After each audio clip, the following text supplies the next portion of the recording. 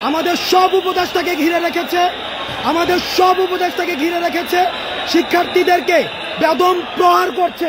সচিবালয় ঘিরে রেখে এই যে গাড়ি ভাঙচুর করছে, এই যে এখানে একটা গাড়ি ভাঙচুর। এই মুহূর্তে দেখছেন আনসার বাহিনীরা দৌড়াচ্ছেন এবং তারা সচিবালয় ঘেরাও করছিলেন। তারা ইতোমধ্যে আপনারা লক্ষ্য করছেন। ভাই কি হয়েছে দৌড়াচ্ছেন কেন? রাজধানীর সচিবালয় এলাকায় আনসার সদস্যদের সঙ্গে ঢাকা বিশ্ববিদ্যালয়ের শিক্ষার্থীদের ধাওয়া পাল্টা ধাওয়া এবং সংঘর্ষের ঘটনা ঘটে। পরে শিক্ষার্থীদের কাছে ক্ষমা চেয়ে দৌড়ে পালিয়ে যায় আনসার সদস্যরা। ঢাকার যত শিক্ষা প্রতিষ্ঠান আছে আপনারা সবাই রাস্তায় আসেন। ঢাকার যত শিক্ষা প্রতিষ্ঠান আছে, এই ফ্যাসিস্ট গভর্নমেন্টের দালালরা আজকে কিভাবে দেখেন নির্যাতন করছে, কিভাবে এই ফ্যাসিস্ট লাঠি সুতা নিয়ে কিভাবে নির্যাতন করছে এই ফ্যাসিস্ট দালালরা। ছাত্রদেরকে পিটাচ্ছে ফ্যাসিস্ট দালালরা। রোববার রাত 9:30টায় সচিবালয়ের সামনে এই ঘটনা ঘটে। এ সময় বেশ কয়েকজন আহত হওয়ার খবর পাওয়া গেছে। তাদের দাবি মেনে নেওয়ার পরেও তারা সচিবালয় ঘেরাও আরো বেশি করছিল, আরো সচিবালয়ে বিশৃঙ্খলা পরিবেশ সৃষ্টি করছিল। সেই মুহূর্তে কিন্তু সাধারণ শিক্ষার্থীরা, বিক্ষুব্ধ জনতা লাঠি সোটা নিয়ে তাদেরকে ধাওয়া দেন এবং ইতিমধ্যে আপনারা লক্ষ্য করছেন সেই ধাওয়ায় কিন্তু একজন আনসারের কিন্তু আমরা এই মুহূর্তে আইডি কার্ড করে দেখছি যে এই মুহূর্তে কিন্তু একজন আনসারে কিন্তু আমরা আইডি কার্ড হাতে পেয়েছি, যিনি কিনা সেই ধাওয়াতে চলে গেছে। বৈষম্য বিরোধী ছাত্র আন্দোলনের সমন্বয়ক ও অন্তর্বর্তী সরকারের উপদেষ্টা নাহিদ ইসলাম, সমন্বয়ক সার্জিস আলম ও হাসনাত আবদুল্লাহ সহ কয়েকজনকে আটক রাখার খবরে সচিবালয়ের উদ্দেশ্যে রওনা হন ঢাকা বিশ্ববিদ্যালয়ের শিক্ষার্থীরা। এ সময় আনসার সদস্যরা শিক্ষার্থীদের ধাওয়া করে। সবাই রাজুতে আসো। এভাবে আমাদের সবাইকে ঘিরে রেখেছে, আমাদের সব উপদেষ্টাকে ঘিরে রেখেছে শিক্ষার্থীদেরকে বেদম প্রহার করছে, ভীষণভাবে পিটাচ্ছে। সবাই রাজুতে, প্রত্যেকটা হলের সবাই রাজুতে আসো। আমাদের শিক্ষার্থীদেরকে বেদম প্রহার করেছে। আমাদের এই যে গাড়ি ভাঙা হয়েছে, আমাদের শিক্ষার্থীদেরকে বেদম প্রহার করা হয়েছে। বিশ্ববিদ্যালয়ের সব শিক্ষার্থী স্বৈরাচারের দূষর। আওয়ামী সরকারের সময় এদেরকে নিয়োগ দেওয়া হয়েছে। এরা বেশিরভাগ স্বৈরাচারের দূষর। আওয়ামী সরকারের সময় এদেরকে নিয়োগ দেওয়া হয়েছে। এরা স্বৈরাচারের দূষর।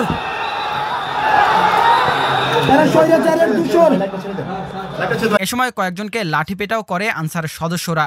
পরে শিক্ষার্থীরা ইটপাটকেল নিক্ষেপ করলে আনসার সদস্যরা পিছু হটে। পরে সেনাবাহিনী এসে পরিস্থিতি নিয়ন্ত্রণের চেষ্টা করে। এ সময় শিক্ষার্থীদের কাছে কিছু আনসার সদস্যকে ক্ষমা প্রার্থনা করতেও দেখা যায়। তখন আনসার সদস্যদের উদ্দেশ্যে ভুয়া স্লোগান দিতে থাকেন শিক্ষার্থীরা।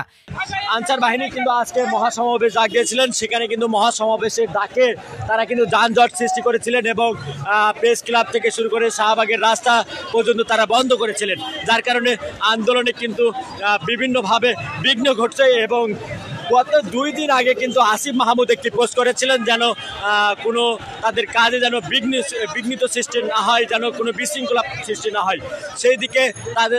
সেই দিক থেকে আসিফ মাহমুদ বলছিলেন যে কিছুদিন অপেক্ষা করতে। দর্শক, আপনাদেরকে ফেজা পিপল থেকে জানিয়ে দেওয়ার চেষ্টা করছি, আজকে আনসার বাহিনী যখন সচিবালয় ঘেরাও করে সেই মুহূর্তে কিন্তু তাদের দাবি মেনে নেওয়া হয়। তারপরেও কিন্তু তাদের দাবি মেনে নেওয়ার পরেও তারা সচিবালয় ঘেরাও করে রাখে, যাতে সচিবালয়ে যারা আছে তাদেরকে বিশৃঙ্খলা পরিবেশ সৃষ্টি হয়। যার কারণে কিন্তু ইতিমধ্যেই শিক্ষার্থীরা, ঢাকা বিশ্ববিদ্যালয়ের শিক্ষার্থীরা, বিক্ষুব্ধ জনতা যেন তারা সেই আনসার বাহিনীদেরকে ধাওয়া দেন, যার কারণে আনসার বাহিনীরা ধাওয়া খেয়ে কিন্তু তারা সেই জায়গা পরিবর্তন করে তারা চলে যান। দর্শক, ইতিমধ্যে লক্ষ্য করছেন সাধারণ শিক্ষার্থীরা যে বিক্ষুব্ধ অবস্থায়, বিক্ষুব্ধ স্লোগানে মুখরিত পরিবেশ সৃষ্টি করছে। এই মুহূর্তে আপনাদেরকে দেখানোর চেষ্টা করছি পুলিশের অবস্থান। পুলিশ যেন এখানে আসেন, নিয়ম শৃঙ্খলা পরিবেশ রক্ষার্থে তারা দাঁড়িয়েছেন এবং আপনাদেরকে জানিয়ে দেওয়ার চেষ্টা করছি ফেজা পিপল থেকে।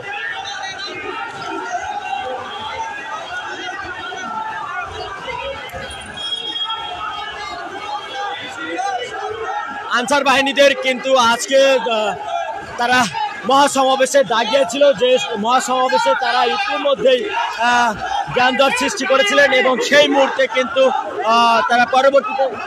তারা পরবর্তীতে কিন্তু সচিবালয় ঘেরাও করে। সেই সচিবালয় ঘেরাও পরে এর আগে রাত 8:30টার দিকে হাসনাত আবদুল্লাহ ও সার্জিস আলম ফেসবুক পোস্টে তাদের আটকে রাখার বিষয়টি জানালে বিক্ষুব্ধ শিক্ষার্থীরা রাজু ভাস্কর্যের পাদদেশে জমা হতে থাকেন।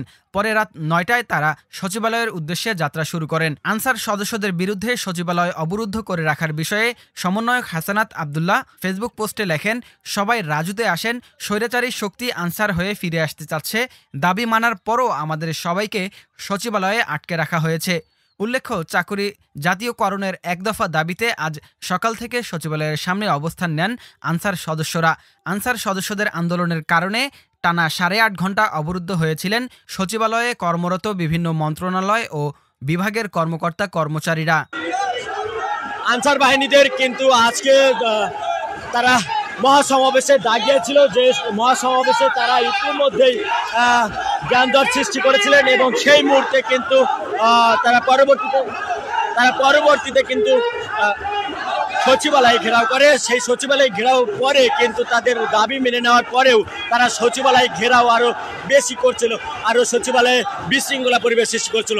সেই মুহূর্তে কিন্তু সাধারণ শিক্ষার্থীরা, বিক্ষুব্ধ জনতা লাঠি সোটা নিয়ে তাদেরকে ধাওয়া দেন এবং তাদের দাবি মেনে নেওয়ার পরও তারা সেই সচিবালয় ঘেরাও অক্ষত রেখেছিল। তারা সচিবালয় ঘেরাও করে বিশৃঙ্খলা পরিবেশ সৃষ্টি করছিল, যে কারণে ঢাকা বিশ্ববিদ্যালয়ের শিক্ষার্থীরা ইতিমধ্যে লাঠি সোটা নিয়ে তাদেরকে ধাওয়া দেন।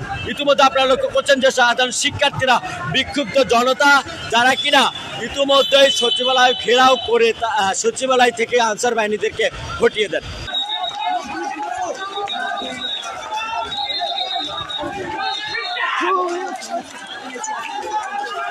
সচিবালয়ের দিকে কিন্তু আর্মি সেনাবাহিনীর সদস্যরা যাচ্ছেন। তারা সচিবালয়ে যেন কোনো বিশৃঙ্খলা পরিবেশ সৃষ্টি না হয় সেদিকে তারা নজরদারি করছেন এবং ইতিমধ্যে